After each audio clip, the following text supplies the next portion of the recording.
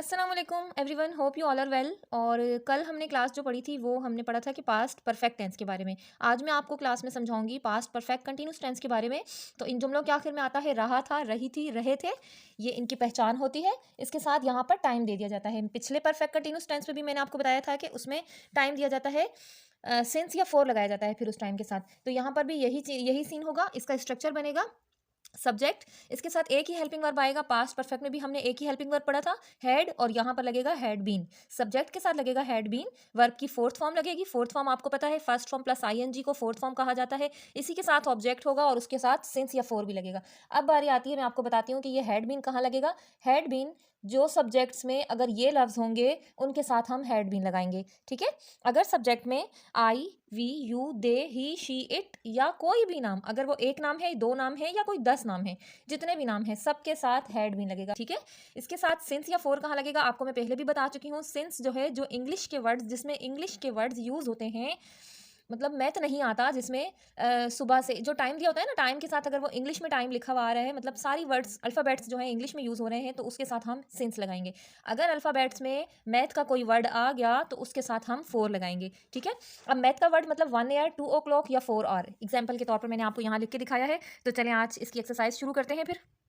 जी बच्चों, यहाँ पर मैंने आपको पास्ट परफेक्ट कंटिन्यूस टेंस के बारे में आइडेंटिटी भी बता दी, इसका स्ट्रक्चर भी बता दिया है। अब मैं आपको इसका एक जुमला बना के बताती हूँ कि सुबह से बारिश हो रही थी। अब देखें, यहाँ पर सुबह भी टाइम भी बता दिया गया है और रहा था, रही थी, रहे थे, कोई पहचान भी बता दी है, ठीक है। तो पहचान के बराबर में जो लफ्ज़ लिखा होता है, हो तो कोई लफ्ज़ नहीं होता ना, तो पूरा लफ्ज़ लिखेंगे बारिश हो।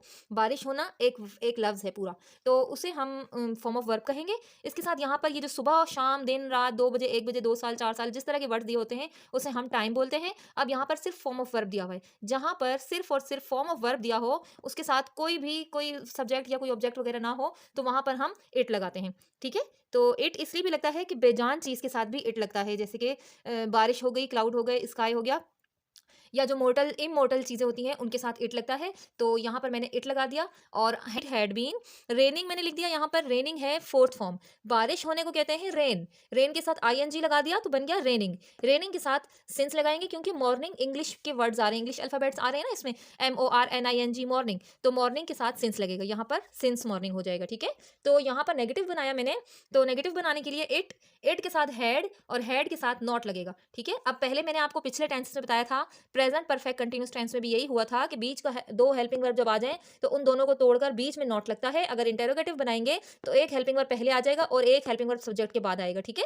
यहाँ पर भी मैंने ऐसे ही किया, हैड नॉट बीन आ रहा है, हैड बीन आ रहा है, तो बीच में से इसको तोड़कर हमने नॉट लगाना है। It had not been raining since morning. इसका इंटेरोगेटिव बनाएंगे तो हैड पहले आ जाएगा, had it been raining since morning, इसके साथ क्वेश्चन मार्क लग जाएगा, ठीक है। उम्मीद है आपको जुमला समझ आया होगा। एक और जुमला बनाते हैं बच्चों। मैंने यहाँ पर दूसरा जुमला लिख दिया है।